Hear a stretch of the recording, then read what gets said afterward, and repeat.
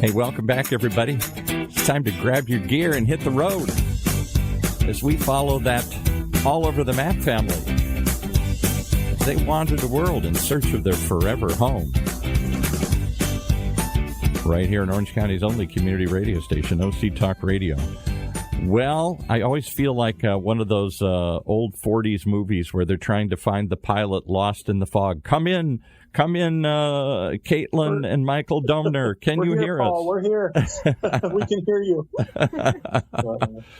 So we went through, I really thought the last episode, so we were talking offline, was a big one.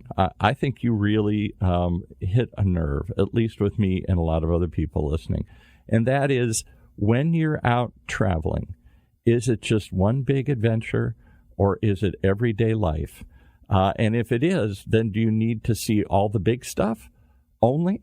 Or do you see the little stuff? Or do you see nothing at all some days? What do you guys think? I know we struggle with that a little bit because we're going to go into today. You're kind of off the beaten path here a little bit. Any further reflection on those points? Are we driven or drawn? I think that's the perpetual question. And one day it may be one, and the next day it's the other. Yeah, so, right. Some days some days you got to get up and go. Some days we got to see that. We can't miss that. We got to see that. Come on, we've been sitting around too long. Let's go. And sometimes it's a fear of missing or a fear of you just got to be active and keep going. And some days it's inspiration, or some days it's just expiration, perspiration, exhaustion. You've experienced all of that a little bit. Well, today you went off the beaten path, not necessarily to go see what was there, but towards another bucket list item. Where are you at? Why did you go there? Yeah, so today we are in Paraguay. We're in Asuncion, which is the capital of Paraguay. And we have been here, we got here on Monday. So we kind of did an overnight flight Sunday till Monday morning, which on one hand, it's a little bit nice because it saves us a kind of a wasted day of travel. Sometimes we feel like right. It saves us a night of accommodations because we're on the plane. But we always tend to regret it a little bit the next day because Caitlin and I are generally like just completely dead and exhausted the first day after an overnight travel. Yeah, me too. And the kids who slept relatively well on the airplane are still just raring to go and ready. So there's always a little bit of some difficulty there. But, let's talk about. We don't talk about the practicalities of traveling very often, but I'm 6'4" and I don't fit in most planes very well, and so I find it impossible. Maybe it's just in my head, but I find it impossible to sleep. So the idea of using that time when you're sleeping to move just means I don't sleep. And then I think I got a total of 20 to maybe 30 minutes of sleep, kind of dozing while we were on the plane for the 8 hours that we were on it. But I'm kind of in the same position as you. Yeah, and the crazy thing was we went east, so we knew that we were going to be losing 2 hours, but then the United States went back in time and had its daylight savings shift. So we actually ended up losing 3 hours, which is why we were an hour early to our podcast this morning. Oh, okay. The time change had messed everything up. So we are now 2 hours ahead of the East Coast. We are closer to London than we are to our own family back home, which is an interesting feeling. I didn't realize that South America was so far east of North America, out in the middle of the Atlantic. Yeah. 5 hours from Pacific is just, I've decided is way too much. We're like, okay, we got to wait until, I don't even know what time it is now, like 1 p.m. or 2 p.m. our time to do stuff in the morning with our family. Isn't that strange? Now, I would have thought you think of South America as a straight south of the United States. Yeah. So maybe it's an hour or two, maybe you're on East Coast time or Central time or Pacific time, but I don't picture it as being that much further out into the ocean. Yeah. But I guess I have to get my globe out and look at where it actually is. Yeah, I had to do that. I took out a ruler, and it turns out Chile is east of our south. So their west coast is further east than our east coast. It totally threw me off guard. Wow. Okay. Well, that's a geography lesson for all of us. Lesson learned here. Is it that's we don't talk about very often the mechanics of traveling, the travel log stuff, but is there a trick to fighting constant time changes? I never found one out. I know this, you're supposed to eat, or you're supposed to do this, or you're supposed to... Everybody's got a theory, those that travel internationally, on how they deal with this. It always messes me up. It messes my head up. It messes my body up. What do you guys experience? You're not even going back and forth across the Pacific. You're just traveling around South America right now.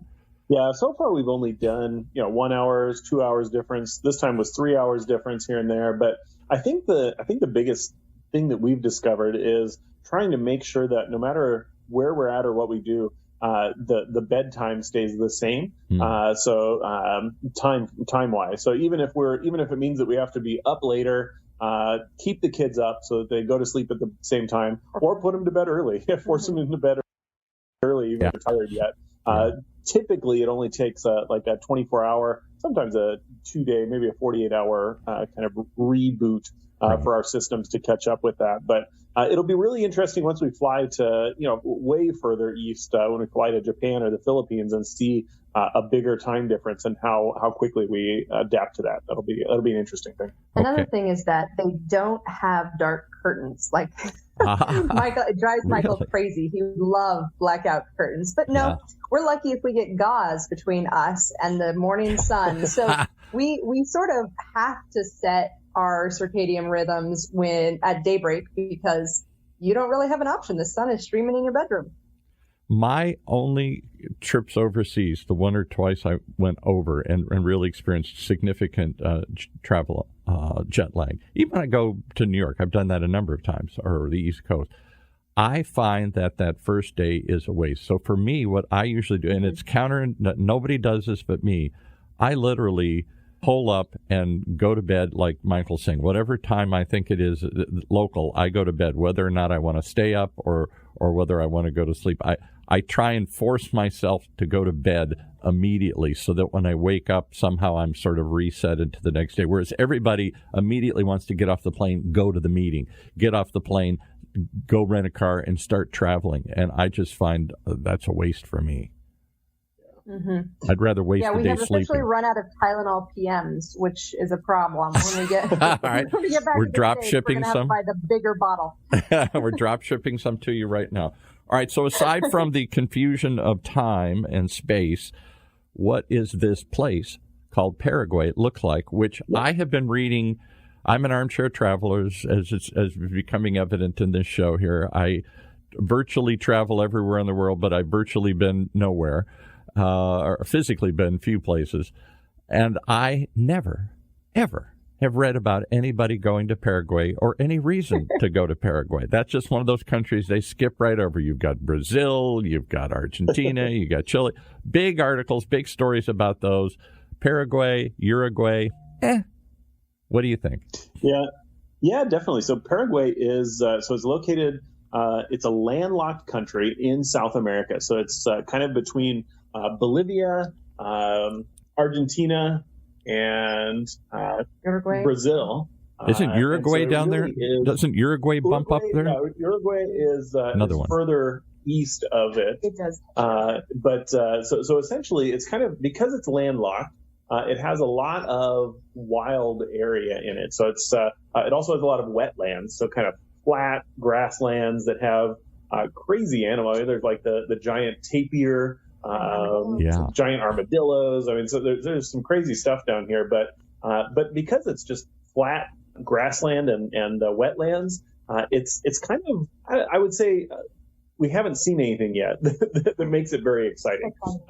So we're going to go hopefully tomorrow to go see Iguazu Falls, which is the area where Argentina, Brazil, and Paraguay meet, and it's a giant waterfalls, kind of akin to Niagara Falls, and one of the largest in the world. What's that other one in Africa that's like that where all those countries come together? I can't think of the name now, but there's another giant waterfall. This is like one of the 2 or 3 biggest waterfalls in the world, I believe. Yeah. Exactly. Yeah. And it's going to be, it's beautiful. So we haven't quite decided if we're going to do a boat under the falls where you get to go and like get wet under the falls, or a helicopter ride over the falls where you get to see them all a little bit better. So we'll definitely have to report on that once we make the decision, maybe both, so we can decide for future waterfalls, which one's better. My favorite was one of the tours was called the Damn Plane Ride. And I was like, I absolutely want to go on the damn plane ride. I'm going on that damn plane ride. Exactly. So again, I mean, are we back to being tourists, or are we back to looking for a forever home? Yeah, I feel like Paraguay at least is mostly tourism. We came across a guy on the plane. We were walking through first class, which, my gosh, why did we not fly first class? Yeah. It's amazing. Right, always. And the guy was talking to the kids. He's like, "You get to go to Paraguay? You're so lucky." And I was like, "Oh, what brings you to Paraguay?" And he does like investing and in properties, I guess. And he was like, Paraguay is the most amazing place on earth. Like, really? Congratulations for adding it onto your itinerary. You've made it. And so, it. like, I'm like coming with this massive expectation, and we arrive at the airport, and the airport's like from the 1960s. Like, it really feels like nothing changed. There's still like wood and linoleum, and love it. It was so remarkable. And then we got out onto the streets, and again, it sort of had this feeling of like 30, 40, even 50 years ago, this capital city looked spectacular, but not much has happened since then. Yeah. And right. so it's just this weird sense of like lost grandeur, which is strange because in other Latin American countries, like especially in Central America, it was all developing. Like, it's like, well, we're coming out of the jungle and we've discovered cinder block and here we go. Yeah, we're right. off to the races. And here in Paraguay, everything is brick. And it just sort of, it has that kind of Spanish colonial, obviously, early influences. But yeah, just a very strange sense of this place was spectacular at one point, but it's been a while. There hasn't been a lot of It's been a half a century since it was all built and beautiful. Mm-hmm. Well, and we talked about this, where the world's going through this again. There was I'm a political science major, and I've always been fascinated with foreign affairs, so I'm always reading about not just what happens in the country, but the politics in these countries. And from my recollection, there was a dictator there for a long time. I think his name was Strasser, which sounds like a dictator. Right? I know why Germans always sound like dictators. It was pretty recent. It was 90. I think it was 98 is when he was forced out of office. So it's been it's only been. He was 89. Okay, so it's been 20 or 30 years, but he was there for a long time. And as you said, dictators do get stuff done, at least for the public appearance. They build buildings, they build bridges, they build dams, because they just take over and do what they want, but at a price. There's no freedom. They squash groups, they jail people, no freedom of the press. I mean, there's all sorts of things you trade off to get stuff done. And I feel like the world is kind of having that debate again here. People are tired of debating endlessly in Congress or in any parliaments or whatever. Just get stuff done. And so we're electing these authoritarian figures again around the world, whether it's China or Russia or potentially here in the U.S. We seem to want people who are just going to get it done, and particularly the stuff we want done, and quit arguing with those other people, whoever those other people are. We don't want to hear it anymore. So there is sort of a yin and yang. And South America, of course, was known for years for those kinds of people in Guatemala and in Argentina and all that. This was the country of the tin pot dictators. That was the image of South America for years. Is it still like that? I don't know. I think it's. You said before on the show they seem to wrestle. They go from one pendulum to the next. They embrace these sort of dictatorial or military governments, and then they swing back, and they go really far, and then it's a leftist socialist, for the people kind of movement, and then they go swinging back, and they seem to not rest in the middle too often. Yeah, I feel like we're kind of swinging back over towards the socialist side is kind of the sense that I feel from Peru and even Ecuador where we were. So yeah, it's interesting kind of seeing that pendulum swinging back. But yeah, no. So Paraguay is because it's had that history of being dictatorial up until the 80s. It really just kind of has this feel of it's still coming out of that almost. I don't know. It feels very. Like there's some parts that have some construction going on, but the bulk of it just feels like everything was built back in the 70s and frozen in time. Really haven't added to it much. Yeah. People say that's the way you feel if you go to Eastern Europe, where they're different sort of Marxist dictators, not right-wing dictators, but the same sort of feeling where giant things were built, but they all feel like they are frozen in time, or Cuba or someplace like that, where it just feels like it's frozen in the 1950s here.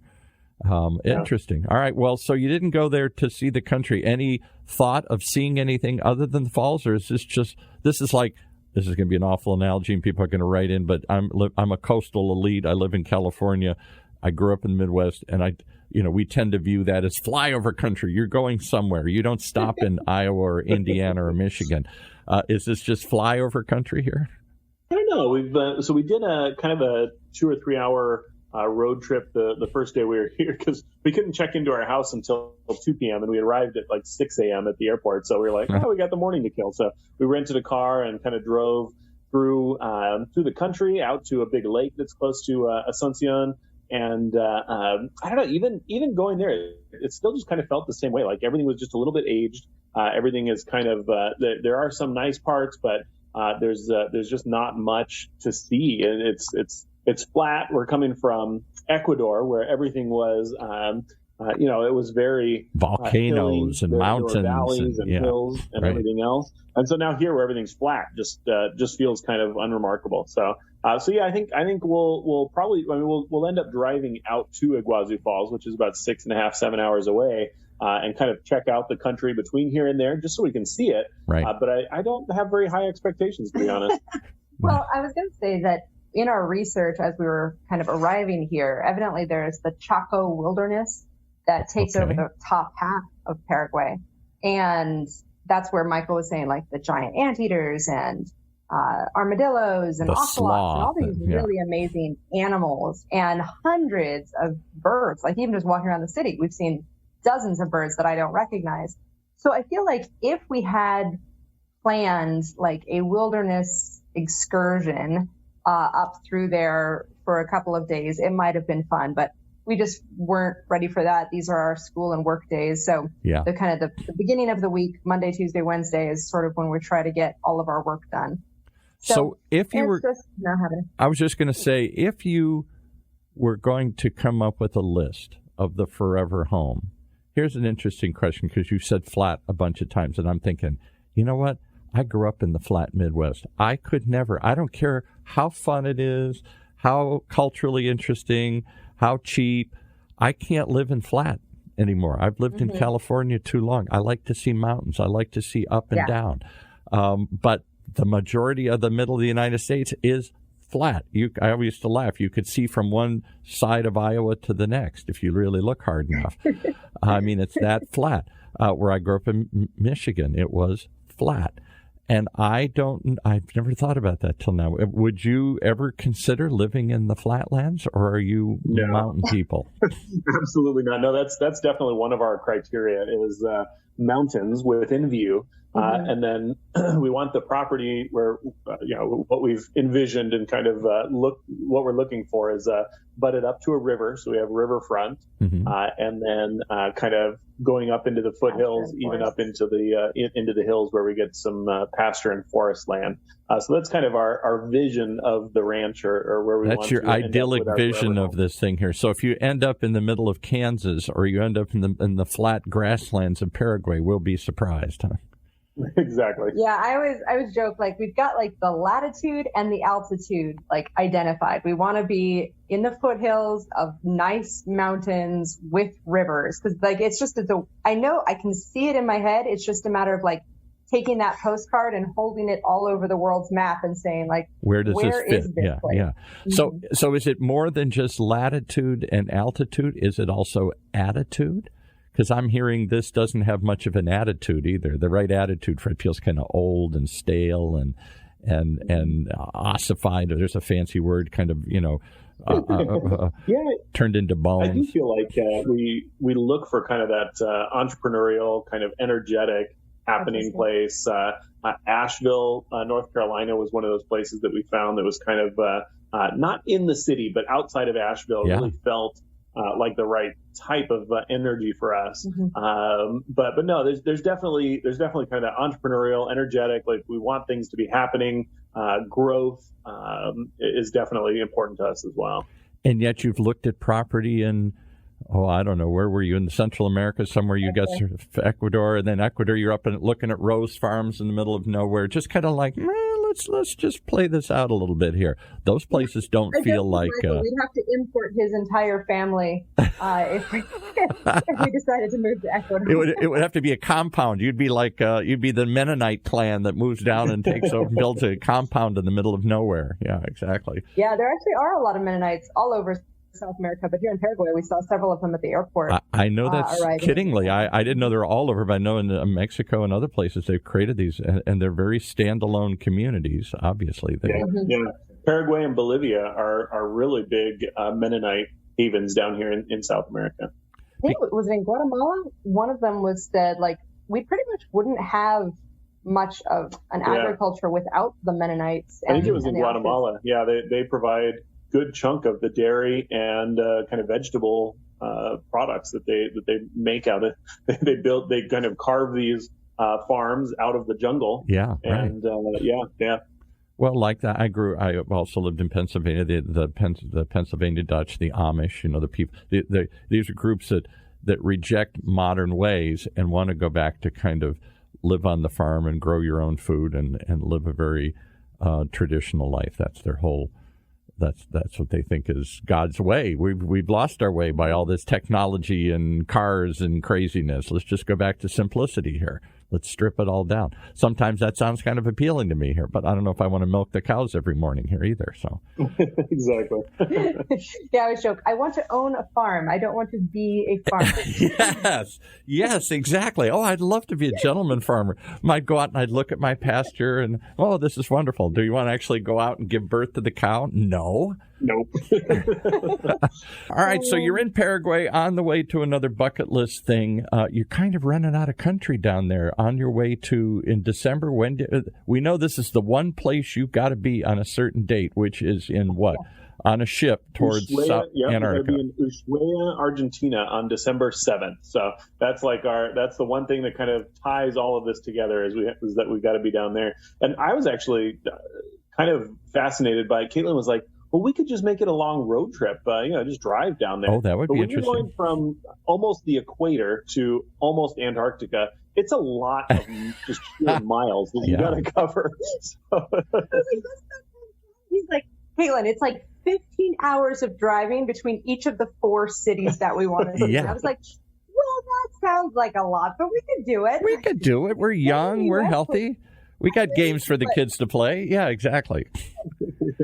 Well, it is a. But the state of the road is, I think, is the biggest gas concern. stations and general infrastructure, bathrooms, and all right, places to sleep. So, what is the state of driving? Can you just get in? I was amazed. The one time, as I said, I went to Belize. I just literally rented a car with my buddy, and we drove up into the jungle. I didn't know you could just drive up into the jungle. Somehow, I thought you had to take safaris and stuff to get up, and in some places you still do. No, we actually rented a car here. So here in Paraguay, Asuncion, we have a rental car. It's a very nice diesel Kia Sorento. And you can just literally drive all the way up into the Chaco, up into the wilderness, and go check out all the crazy stuff they have up there. If you're brave, I wouldn't do it. Like Michael, I just have such respect that Michael is able to just get into a car in any country and just figure out the ways of the road. Because here, like, nobody seems to care about the streetlights. Like, the streetlights actually tell you it'll be red, then it'll be yellow, then it'll be green. So you have people like starting on yellow as it's heading to green and finishing up going from yellow into red. And it's like, there's people going in both directions in the intersection right now.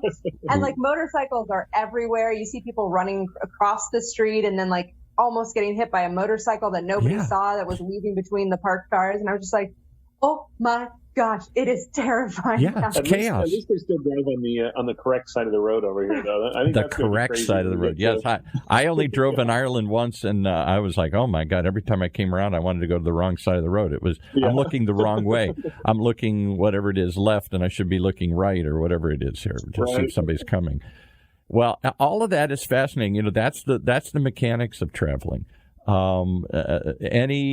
Are you eager to see any more bucket lists? What lies between the spectacular Iguazu Falls and Antarctica? Yeah, we're actually kind of coming into another period of some pretty intense travel. So we were like, well, we have 2 paths before us. We could just go to Buenos Aires and hang out for 3 or 4 weeks there and kind of do little day trips and kind of, but more have Buenos Aires as a central base. Or we can do Buenos Aires for a week, Mendoza for a week, San Carlos de Bariloche for a week, and then go to Ushuaia. And we've decided to do 1 week in each place. Kind of, it feels a little bit more like we'll be traveling some more, but at the same time, just getting out and kind of getting our feet wet in a new country and really experiencing as much of it as possible. Because Argentina is one of those places that I'm sure is going to be beautiful. I don't know if we'll be back to Argentina. It's not like one of those places where we're like, oh, we'll definitely come back. Right. So yeah, seeing as much of it as possible and kind of getting a taste for it is important to us. So over the next month, really, until we need to be in Ushuaia, we're going to spend visiting 4 or 5 different cities within Argentina. And the obvious question is, I don't hear Brazil. What happened to Brazil? What's happened to Rio? What happened to, Yeah, so Peru and Brazil were both definitely on the list. They've tentatively gotten cut just because of their COVID restrictions and that kind of thing. We're thinking we might after we're done with our cruise, so we're on the boat for 2 weeks going to Antarctica. After that, we're going to hopefully do a month in Chile, if they allow us in, depending on right now. They were saying that even kids down to 2 years old have to be vaccinated. Wow. Our kids aren't vaccinated because they weren't even vaccinating kids yet when they left. Right. I think they've started now. But so Chile, we're hoping we'll get into Chile, but it just kind of depends on what they say. And then after that, Brazil is definitely somewhere that we want to do. And so we may, after Chile, we may hop over to Brazil. But we're really just keeping it open, primarily because of COVID and kind of we don't know what the situation is going to be. Don't you want to wear itsy bitsy bikinis on Ipanema Beach and string bikinis and everything here and sambal night and right. Yeah, I feel like Peru and Brazil, we sort of cut them because we know that we'll be back to see them later. Okay. Like it's not like Paraguay. We're not going to make a trip specifically to see Paraguay, so we got to see it on our way through, right? But Peru has Machu Picchu and Brazil has Rio de Janeiro. So we knew that we were going to go back to those countries and it would be worth doing a month-long adventure in each one. But I realized so that was A, but then B, in Peru, doing the hike of Machu Picchu, I realized the kids are going to appreciate it more in 4 years than they will right now. Right. And same thing for Brazil. Like I wanted to experience Carnival coming up in February, but COVID restrictions are changing what Carnival looks like. And the kids probably wouldn't appreciate Carnival because it doesn't start until like 9 p.m. So we're realizing, I'm like, the kids will probably appreciate it and it'll be more spectacular if we just wait a couple of years. So that's why we took those 2 rather big bucket list items off this current itinerary.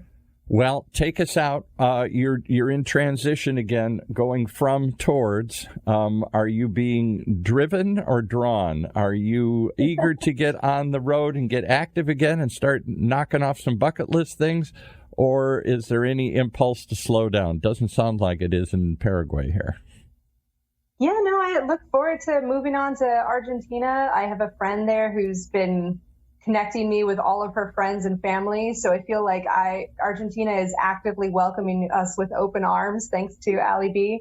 And really looking forward to moving to that country. But yeah, next week, ask us about Iguazu Falls and we'll let you know how that was. How do your kids react to all these things? Is one the same as the next? Are they just waiting to see what's next?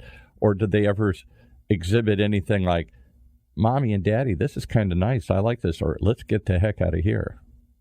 They're excited about the little things. Like we have a pool at this location. So they're super excited about the pool. There you go. See?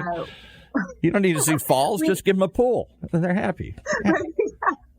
They would rather spend a day in the pool than go see Iguazu Falls any day. Right. And we checked the internet. So that's something that we are now actively soliciting from our Airbnb hosts is how fast is the internet? We need to get them, we need a specific Mbps or whatever. Yeah, download speed. You can't be crawling. Yeah, exactly. Right. But what we did not think to ask about was the state of the electricity. Paraguay has these 2 circle prong 220 volt. It's the first time we've experienced having different voltage and different plugs than we have in the U.S. So we had to scramble. It took us like 24 hours to find like 12 different stores to find the right adapters and the right transformers. And so that was a little bit of a learning curve for us. But then even when you get it plugged in, none of them are tight. Like, it's a weird experience. They just start falling out of the walls. We're in a colonial house. Yeah. So the house is probably, I don't know, 80 to 100 years old, which is, I mean, it's very cool. Like, the layout is fun. It has a lot of neat features, but the electrical system probably was put in like the 60s or 70s and hasn't been updated since then. So it's very questionable in the house that we're at. So we're like, the last place we had like, slow internet, and then we had fast internet, but I feel like we're slowly ticking off like what's really important when we're looking at a place. Yes, right. What questions do we have to ask? Yeah, this one doesn't have hot water pressure, so like it's you never get the perfect combination. There's always one thing that you forgot to ask about that you're like, oh yeah, that was kind of important also. Yeah, that's part of the sense of adventure of when we're traveling though too. I mean, we recognize that we're not going to be, we're not doing this to be comfortable. Yeah. Right. We're doing it to if nothing else, be pushed out of our comfort zone and learn more about the culture and how people live around the world. So and ourselves, right? What can we take? What kind of pushing ourselves to the limit? We learn a lot about ourselves in the experiences that we have. So yeah, there's moments where it's like, why don't these people just do it like we do in America? Yeah. But then there's also the realization that that's what makes it such a beautiful world that we live in, is that we have these different societies, these different cultures and different people who live in different ways that we get to experience. So. Well, we'll leave that there. Today's philosophical take is from Michael today here with an overview of what's important and what's not, and how do you deal with the frustrations that the world doesn't always work exactly the way we want it to work here. That's the frustrating part, and yet that's the fun part, sounds like, too. Okay, well, let's leave it there, and we'll wait to hear what the giant falls look like. Where will we find you next? After the falls? Are you still in Paraguay, or are you on to where? No, we should be, assuming we can cross the land border, which we're not 100% sure about yet. We should be in Buenos Aires, so. Okay. Buenos Aires. Well, that's very modern and European feeling, supposedly, and now you're hustle and bustle, and you're back to a world capital place kind of here again.